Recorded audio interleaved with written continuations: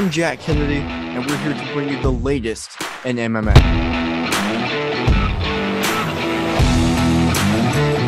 Hey everybody, my name's Hunter Boss, and what the boss says goes.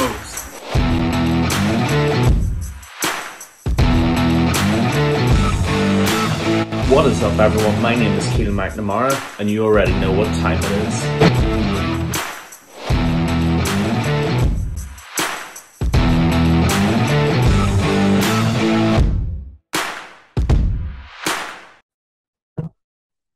Hello, everyone, and welcome to the MMA Island Podcast. I am Jack Kennedy alongside Keelan McNamara and Hunter Boss. And today, guys, we have a great episode lined up for you. We're starting off with a game called Matchmaker. We played it once before. The fighter who's the topic today in question is Paulo Costa. This is a very tricky fighter to do Matchmaker for because, he just beat Luke Rockhold, but in just a slugfest, and Luke Rockhold retire. So really, it's up to us to determine who Paulo Costa fights next. Hunter, who should Paulo Costa fight? Okay, there are two narratives here. One that Paulo Costa will retire after the next fight, and the other that he won't retire Right. after the next fight. So I've got one answer for both. All right. This is my answer that I like the best. I'm going to tell you first. It's Sean Strickland. I think Sean Strickland is the fight to make. Both have such a big following in the fan bases, but both, you can tell, the fighters are not as good as they used to be, or at least coming off a loss. I know Paulo Costa is definitely not the fighter he was the same before. Sean Strickland is coming off that knockout loss to Alex Pereira. This would be a fantastic fight through many different bases. If you just want to watch a really good fight, this will be a banger stand-up. But if you're a fan of Paulo Costa or you're a fan of Sean Strickland, then boom, you have someone else to root for too. I think it's a good fight all around, but it's not the fight that I think makes the most sense. What I think makes the most sense from a business standpoint would probably be Dricus du Plessis, number 13 ranked. The middleweight division always has one huge giant striker who is in there to knock people out. And, he's someone who's always known as the power puncher. Right now, that title used to be Paulo Costa, but I don't know if I can really give that to Paulo Costa anymore. I want the new heavyweight fighter, or not heavyweight, but middleweight fighter that has the heaviest strike to be known. And that's Dricus du Plessis right now. So what better way to be known than to beat the former power puncher in Paulo Costa? This would also set up the UFC to retire Paulo Costa off if he lost. And if he won, it's not that big of a deal either because Dricus du Plessis won't be climbing the rankings anytime soon. I think this is a win-win situation. So I'm going to go Paulo Costa versus Dricus du Plessis, as well as Paulo Costa versus Sean Strickland, which I prefer. Yeah, very interesting question that we're discussing here to kick off the podcast, of course. Paulo Costa is a very intriguing situation because he's kind of the most exciting spark in a very stale division. Adesanya's gone off a little bit. Robert Whittaker's the perennial number one, but he can't win the title. He's facing off against Marvin Vettori this week, actually. Fight week, UFC Paris. Let's go. We got to get the berets for Friday. You know how we do. We keep it European and continental on the MMA Island podcast. But back to serious business. Paulo Costa. It's a very intriguing situation because he beat a 37-year-old Luke Rockhold, couldn't knock him out, but he's beloved again, Paulo Costa. People have forgotten about his last fight now against Marvin Vettori and the kind of calamity that situation was in moving up a weight division because he couldn't make weight, all that kind of stuff. But it seems like we're back to good Paulo Costa, which is only good for the division that he's in. So, who do we actually give Paulo Costa now? Because he's beaten Luke Rockhold, who's now retired, but it does give him momentum. So, where do we go from here? You could give him Andre Muniz, but I don't think there's a whole lot of spark about that. You could go up. You could give him Sean Strickland, which would be a fun build-up, but I don't know how invested anybody is in that fight. I got to be honest, I actually agree with Hunter on this. I like the Dricus du Plessis shout. Dricus is just a monster. He just wants to stand there and throw the heaviest hands that he can. And he wants a dance partner who will do that as well. Paulo Costa loves doing that. He doesn't like wrestling at all. Neither does Dricus. They both have scary knockout power. I think that makes a lot of sense. I think even early next year, perhaps the Rio card, Dricus du Plessis, Paulo Costa. Let's get it booked. I like it. I like it. There's one problem with that, right? On a previous episode, we've already booked Dricus du Plessis with Darren Till. So that fight's already booked in the MMA Island podcast, Isle of booked fights or whatever. So for me, I'm gonna go. I don't think that he has one more fight left. I think he's going to resign. I really do. I don't think he'll retire after this last fight. I would be very surprised. I think he'll resign. So I'm gonna go with a fight that would help him get back into the rankings. And he probably is already booked, but let's just throw the name out there anyways. I think Derek Brunson versus Paulo Costa would be a very big matchup as far as Paulo Costa goes to get back into the rankings because he's fallen out now. Luke Rockhold is not the guy that gets you back into the title run conversation. Derek Brunson is that guy and has been that guy for a while. A lot of people to become champion, namely Robert Whittaker, Israel Adesanya, had to go through Derek Brunson. And now Derek Brunson has proven that even Jared Cannonier, Derek Brunson's also proven that he's nowadays not just a gatekeeper. He's a fantastic fighter. And that would be just a good stylistic matchup for Paulo Costa to test if he really does have the cardio and the pure ability to fight at the top, or was he rushed to the title fight against Israel Adesanya? It's where he proves if he's really a top fighter or not. And honestly, even if he doesn't resign after that, it's a good fight if the UFC does make it to where they stand on Paulo Costa going forward. Does the UFC really want to resign Paulo Costa if he gets just completely ragdolled by Derek Brunson?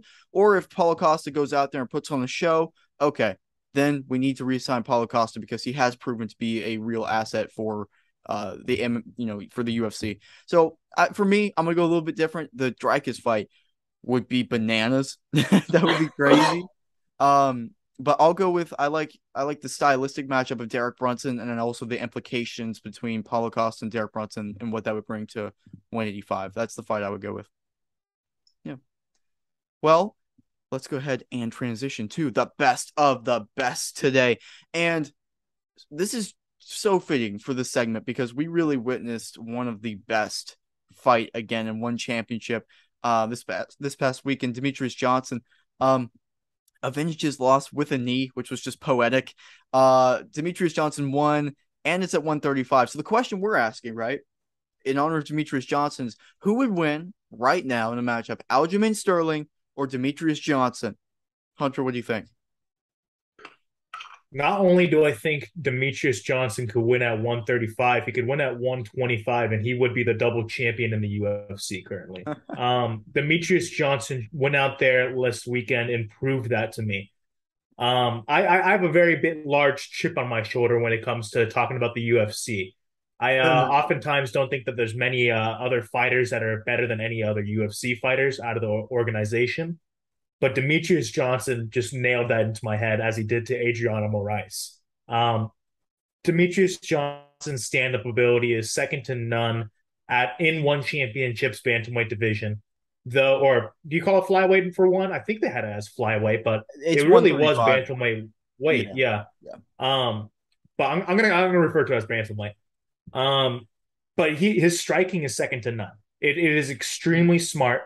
I know he doesn't exactly have the reach of many other fighters considering he's 5'3", but if we take a look at the champion, I'm pretty sure the champion's only 5'6". It's 3 inches taller. Yeah. Aljamain Sterling is a great wrestler and a decent striker, but I would pin Henry Cejudo as the better wrestler, and I'd pin a lot of people as the better striker that Demetrious Johnson has beat. Maybe Ray Borg, I don't know. You pick. But honestly, I see Demetrious Johnson beating the champ any way he wants. He can out-wrestle Aljamain Sterling. He could submit Aljamain Sterling. He could knock Aljamain Sterling out. This might be me not giving enough praise to Aljamain Sterling because, I don't know. You guys know the history behind that. I'm a Peter Yan fan. But still, I'm going to try to be as least biased as possible. It's hard to compare the two. Demetrious Johnson has done more for the sport. He's the GOAT when it comes to the flyweight division. His record is absolutely insane. He has the most title defenses at flyweight as it is. If he comes to bantamweight, he'll kill. The last time he went to bantamweight, at least for the UFC, was in 2011 against Dominic Cruz, prime Dominic Cruz. So I think Demetrious Johnson can have a little bit more success than he did in 2011. So long story short, DJ would be double champ if he was back. We have an Eastern spy in our ranks. We have a closeted Yan fan over here. No, we ain't trying to do that East West business here. We keep it politically neutral in the MMA Island podcast. Anyway, first of all, how good is Demetrius Johnson? Not that this is shocking news or anything, but by God, that man he's one of the most naturally gifted fighters I've ever seen fight. And I've seen a lot of really good fighters fight, but Demetrius Johnson's he's different gravy, really, really is. And I'm actually going to go on record on this podcast today and say that Demetrius Johnson being swapped for Ben Askren is the worst trade in the history of professional sports, period. It's worse than Babe Ruth being sent to the Yankees. It's worse than any other trade you can think of, because how you let Demetrius Johnson leave is just, I'll never understand it. I never will understand it at all. And massive respect for the knockout over Adriano Moraes, because it was just a thing of majesty. Anyway, how would Demetrius Johnson do if he was at 135 pounds? The answer is he would be the champion, in my opinion. Now, I slightly deviate from Hunter's opinion because I don't think he would ragdoll Aljamain Sterling. I certainly don't think he could dominate the wrestling. I think Sterling's too big and too muscular for that division. So to say that he would ragdoll him is a tad disrespectful, but I see where he's coming from at the same time. I didn't say that. You said he win any way he wants. I said he could beat him anywhere. I didn't say he's gonna ragdoll the fucker. Hunter, you said he'd ragdoll him, all right? Don't make a liar out of me on this podcast. Fine. All right, I said it. Right. Jack will prove it. Anyway, Eastern Spy, Mr. Yan. We'll rewind after the podcast. We'll come back to this. Yeah, we will come back to this. Anyway, my point is that Aljamain Sterling is 5'7", I think. And he's a very, very solid, muscular fighter for bantamweight. And people don't give credit to how actually physically tough he is when it comes to wrestling. I don't remember the last time I saw Aljamain get out wrestled. I mean, Jan took him down a couple of times in the first fight, but that was as much fatigue as anything else.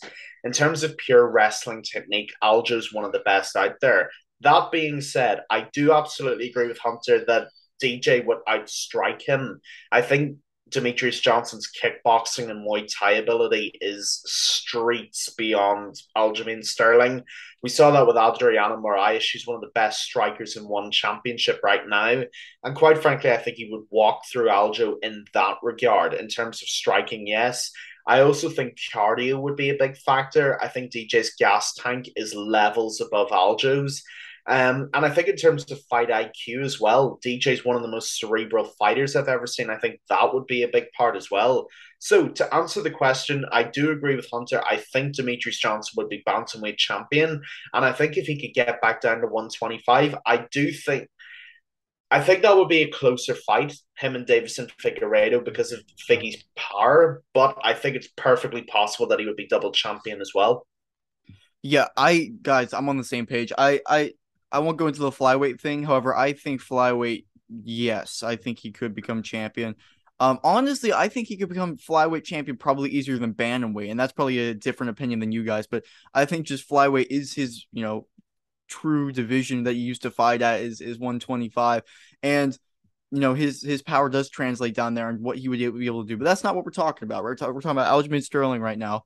I think this fight is actually closer than I was thinking beforehand with Aljamain Sterling, because Aljamain Sterling is the thing that makes him dangerous to DJ is because he will be so much bigger than Demetrius Johnson whenever they're in there, because he is, like Keelan said, 5'7", has a long reach. And yes, he's not the most talented striker, but he puts on pressure like crazy in the first two rounds.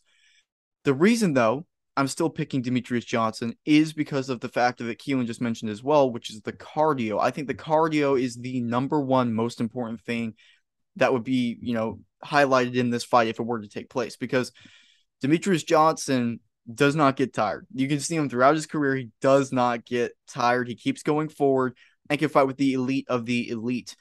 Aljamain Sterling can fade and does fade in pretty much all of his fights. That go the 5 rounds, of course, right? I think the first 2 rounds, I think it might be a little bit difficult for DJ to get his striking off, to get in the flow, just because of the size difference of Aljamain Sterling, the reach, because Aljamain Sterling is always going forward.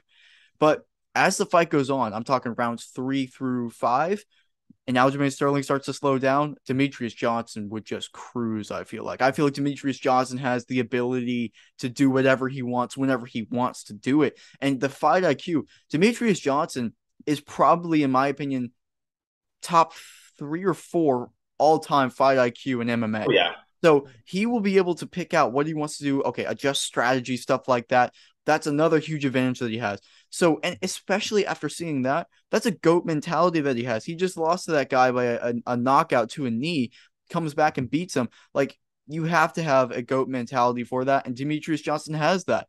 He is such a legendary fighter, and yeah, I think so. If he came back, I'd love the madness. I think the interesting fight that we would have to debate about, right? If he came back and beat Aljamain Sterling, would be the Petr Yan Demetrious Johnson fight. Oh. That's one where it's like, do you bet against Petr Yan? Do you bet against, who knows? But I wish, like Keelan said, that trade, it's brutal. I think, in my opinion, Demetrious Johnson is one of the top 3 most difficult people to finish.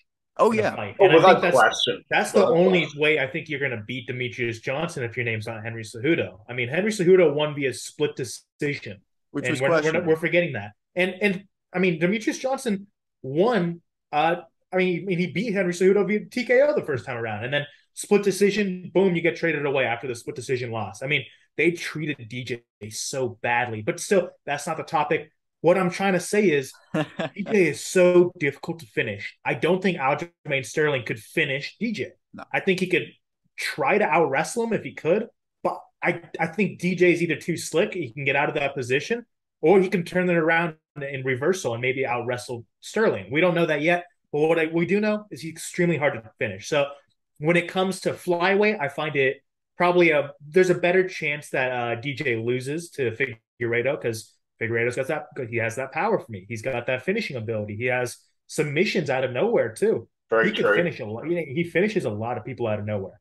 So I give Figueiredo a little bit more than Sterling. But if we were talking Yan, that's a fun debate. I have no answer for that yet. We can't start. I honestly don't. Unbiased as fuck. No answer. But I hope we talk about it in the future. Yeah. Oh, absolutely. And the only other point that I'll add on to this, because I think both you guys have made such a brilliant case for this fight as well. The last point that I want to make here as well, just to add on to what you've said, is Demetrious Johnson might be an older fighter because he's been in one championship for a couple of years now, but he's a much better fighter for being in one championship too. I actually think he's become a more vicious pitbull-like fighter. You know, look at the way he aggressively finished Moraes there a few days ago. He didn't just sit back and let him fall against the cage. He chased him halfway across the octagon for the knee that finished him. You know, Jack, you made a really good point about Aljamain Sterling's pressure, and you're absolutely correct. Aljamain Sterling's pressure is really, really heavy, and it is very intense. Demetrious Johnson's pressure is just as heavy, if not more so, and his pressure is venomous as well. He wants to finish you if he's got you in those throws. So if he clocks Aljo and he hurts him really badly, Aljo could be in for a really punishing finish if DJ can land that. So my point is, aside from all the factors you guys have just mentioned, I actually think Demetrious Johnson is a more dangerous fighter now than he was when he was traded. And I think that makes this fight 10 times better. Seriously, I totally agree with you. Another thing is the rule differences, right? Demetrious Johnson has had 2 losses in one championship, and partly because you can't put you can have a knee down and still get kneed in the face, right? So, like, how is it big? Look, no, but like, it's serious though. Like, he has learned how to fight and become a finisher from one championship. I believe the scorecards are also different in one championship, to where it's not just 10-9, 10-9, 10-9. If you win and you dominate one round and drop the guy, then you have a good advantage to win the fight if the rest of the rounds are just 10-9 point style fighting. So he's had to learn to become more of a finisher. I think part of the reason the UFC let him go is because he was just so dominant for so long that, okay, we just had a questionable split decision. Instead of doing the trilogy with Henry Cejudo, which logically makes sense, we're kind of tired of this guy's dominance, so let's go trade him away. That's pretty much what happened. And he went out there and just became an even greater level of himself, which is wild to think he was fighting at that top level of the UFC since 2011. An unbelievable fighter in Demetrius Johnson, and I would love to see him back in the UFC, but I don't think we'll see that happen. But hypothetically, Please come back, DJ. Actually, guys, I have an answer for Jan versus DJ. Oh, I mean, Jan, there is no illegal knee for Jan anymore. So, I mean, you know what I mean. I don't want to say if it's in one, if it depends. If it's in UFC, it maybe depends, this way. If it's in one, where they're fighting. yeah. I think Jan might actually have more fun fighting at one, if I'm being honest. Oh, yeah. I mean, they don't do 10-9, right? They just judge the fight as a whole. yeah, yeah. Jan would win like most of his fights. Do you know what's actually my dream fight for Peter Yan in one championship? Rod Tang. Do you remember the Muay Thai fighter that fought DJ? Isn't he a BKFC now, Rod Tang? Oh, I thought he left. Right, yeah. That's crazy. That's Could wild. you imagine Rod Tang's Muay Thai and Peter Yan's boxing? Oh my god.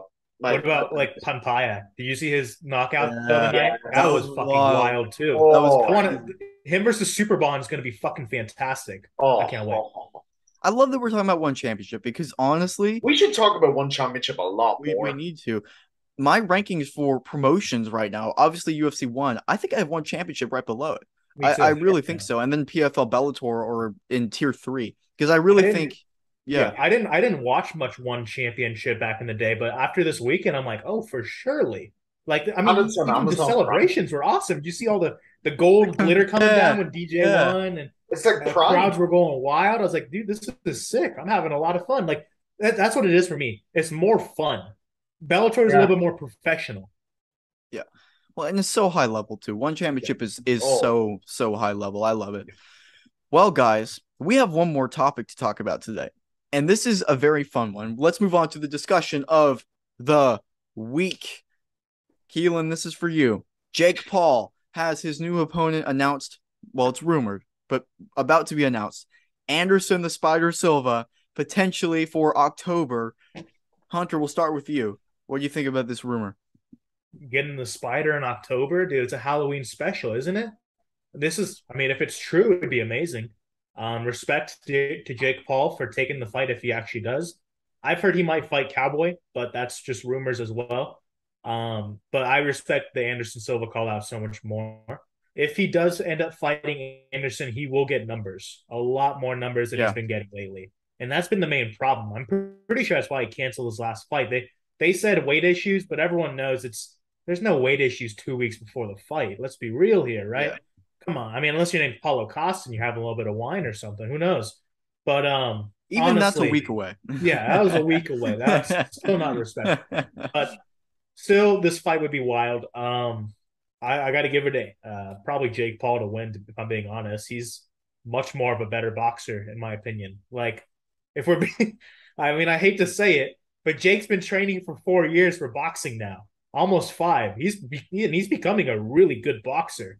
I just watch his last fight. He knocked out Tyron Woodley cold. Not many people would knock out Tyron Woodley, if we're being honest. I mean, I know it's not the answer anyone wants to hear. Anderson's great at boxing too, but I give Jake Paul my money. He's like 20 years younger too. So everything's going against Anderson Silva. I want Anderson Silva to win, but realistically, I think Jake Paul will win. Oh, wow. The one topic related to Jake Paul that I'm actually quite happy to talk about for once. My favorite fighter in the world against my least favorite fighter in the world. And yes, Jake Paul is above Alexander Rakic in that regard. I don't personally dislike Alexander Rakic. He's your favorite? Oh, least favorite. Gotcha. Yeah. Yeah. You thought I was going really somewhere else with that, but no. This is really interesting because it's actually a step up. All right, yes, it's a retired MMA fighter. Yes, the man's 47 years old, but it is Anderson Silva and Tito Ortiz. All right, Tito Ortiz belongs in the special group. I'm not putting him in the same category, but Tito Ortiz thought he would do this Anderson Silva, and he got embarrassed, which was joyous to watch. But this is actually a relatively good fight. You know, Jake, this is the point where Jacob Paul has to start standing up and fighting someone who can actually fight back. And I'm not giving him full credit. I doubt I ever will. I'm not going to lie. But this is actually a bit of a step up. Anderson Silva has hands. All right, yes, he has legs that he can't use, but he does have hands. And he has had a boxing career in the middle of his MMA career as well. He is legit, you know. All right, maybe not world title level in boxing, but decent level. And quite frankly, I like the look of this fight a lot. I think Anderson Silva has a very good chance. You know, I mean, yes, Hunter's right. He's 47 years old, but he's had 20 plus years of judging range, judging distance. You know, he knows how to knock people out. Forrest Griffin tried to swing for him. Look what happened to him. Look what happened to Rich Franklin. Look what happened to guys like that who thought they could just knock out Anderson Silva. The point is they couldn't. I actually think this is a much closer fight than many people think it's going to be. I think I mean, I'll give the guy his credit because obviously we're impartial here, but I think Jake Paul has gotten a lot better. I do think he's dedicated a substantial amount of time to this. Admittedly, he's fought cabbage patches who can't fight back, but he's dedicated time to this. The difference is with Anderson Silva, you are fighting real fight IQ here. You are fighting a guy who can and will get out of the way of your punches and who will hurt you in return. I'm not going to give any predictions yet because the fight hasn't even been confirmed, but I am morosely intrigued by this fight. I'm not going to lie. Guys, Anderson Silva beat a boxer. He beat a no-kidding boxer who is decorated. And comfortably won, even though the scorecards didn't say it because they wanted the boxer to win. Anderson Silva is really no joke when it comes to this. Another big factor in this fight is that Anderson Silva, this is the first guy that Jake Paul is fighting that will be the same size as him or bigger. Every other person, let's remember, has been a 170-pound champion and a wrestler, and Tyron Woodley and Ben Askren, both non-strikers. So this is his first striker and same size. That being said, it is a and let's be honest, Anderson Silva was in his prime when Jake Paul was on Disney Channel still. So there is that. Probably that fits into the criteria of Jake Paul, right? 20 years younger. And I can't believe Anderson Silva is 47. That's crazy. Man, where the time goes. But I don't know. I might be leaning Hunter. I might be leaning a little towards Anderson Silva on this one. And honestly, I'm gonna be honest here, guys. Like I root for chaos all the time. So Jake Paul winning, I'm not a Jake Paul fan, but it is kind of fun to see Jake Paul doing some stuff and just like everybody getting really upset. It is kind of fun. But that being said, I think this might be the time where if he accepts the fight, if this fight actually goes through. I think I might be leaning towards Anderson Silva just based off of the fact that he can box. He's no joke. He is not a wrestler. And he is also not just so reliant on his legs. He's been doing boxing stuff more actively since his MMA career, and he's been successful at it. So he's also got power. I don't know. I think I'm leaning Anderson Silva. Bigger reach, too. I think I'm going to go Anderson Silva just a little bit. We'll see. Yeah, I mean it's not a bad call, and I'm an MMA fan, so I want to go Anderson Silva. But I know the facts just like you guys do. You guys remember when Tyron Woodley knocked out Robbie Lawler to get the championship belt? He has hands, guys. I mean, he used to be a wrestler. Power. He has He's power. a mixed martial artist. But it was set up from the wrestling. He can't set that. And that was also in the point in Tyron Woodley's career where he was so hesitant he wouldn't really throw anything at all. Yeah, but Jake Paul wasn't anything. He had no combat sport experience. You guys can't sit here. True. What do you mean? Like he had been training Logan in boxing, not Jake, but like Jake Paul had been training in boxing before that fight more than Tyron Woodley had. I guarantee you, Tyron Woodley going into that fight was like, I'm sure Tyron Woodley had a few boxing practices here and there too while training for his championship fights. For sure, of course. I mean, I'm just saying, you can't sleep on Jake Paul anymore, boys. I mean, Jake Paul said something to Eddie Hearn that I still won't forget, and I think it's a very smart move. He said that he thinks he could beat any one of Eddie Hearn's fighter that has 10 or less fights. And I think I agree. You know, I don't think there's anyone on Eddie Hearn's list of people with 10 or less fights that could beat Jake Paul.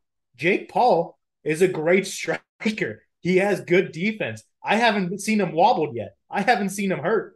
I mean, he kind of got hurt against Tyron Woodley. Against Tyron Woodley, round 4, and then he recovered beautifully, right? If Anderson Silva hurts him, I mean, don't get me wrong, it could be the beginning of the end, but I think we got to give more credit to Jake Paul, being us MMA fans. That's all I'm saying. But I want to see Anderson win. I can see how Anderson would win. I mean, he's lanky. He's got striking distance down to a T. I mean, he was the GOAT at one point, and he was the GOAT due to his striking, not his wrestling. Anderson's great.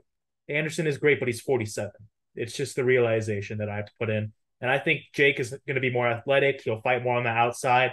He'll be very in and out, shots to the body to try to hurt the 47-year-old. I get it. That's why I'm just using my logic here. I'm going to go Jake. So it's sad, but I hate to do it. I hate to do it. One correction, Hunter. Anderson Silva is the GOAT. You will address him as such. He was not the GOAT. He is the GOAT. He always will be the GOAT. Although he's a spider, he is still the GOAT. I don't know. I think John Jones is more of a GOAT than Anderson Silva. Oh, not a chance. Guys, I'm Team GSP. Come on. They both failed drug tests. I mean, it's GSP. Who didn't? GSP. Anderson failed drug tests. At least he didn't go around smashing women up with his car. Sure, agreed. If that's your GOAT. MMA-wise, John Jones has the way better record.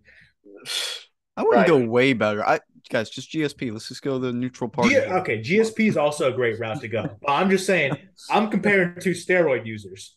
Anderson Silva's the hell I live and die on. All right, that's not going to change. But look, all right, back to the fight because that's what we're here to discuss. Look, it's a fair point, and I understand Hunter's pessimism. Any level-headed fan would be thinking the same way. However, I believe in miracles. Being a sports fan has taught me that miracles exist. Life has taught me that, yes, even on occasion, miracles exist as well. And I think Anderson Silva could do it. However, if this is not boring, tippy-tappy decision, Anderson, and this is the spider that shows up, Anderson could absolutely knock him out on ability. Yes, he's not, I admit, Jake's 20 years younger, and he's probably got more power. That's obvious. But is his technique as good as arguably the greatest MMA fighter we've ever seen? I don't know. I think comparing Tyron Woodley to Anderson Silva in boxing ability is a no-goer because they're completely different people.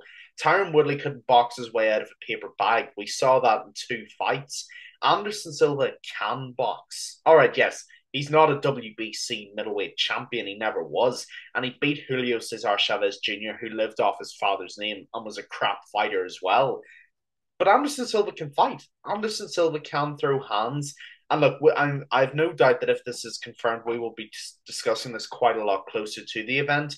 But I'm being optimistic, and I'm giving Anderson Silva more of a chance, mostly because if Jake actually did beat him, it would break my soul completely. Well, we'll see if the fight actually happens, but this podcast was great. As always, thank you everyone so much for listening. You can listen to us everywhere, literally everywhere, including iTunes and Spotify. Make sure to check us out on Instagram at mma.island.pod and our main Instagram, mma.island.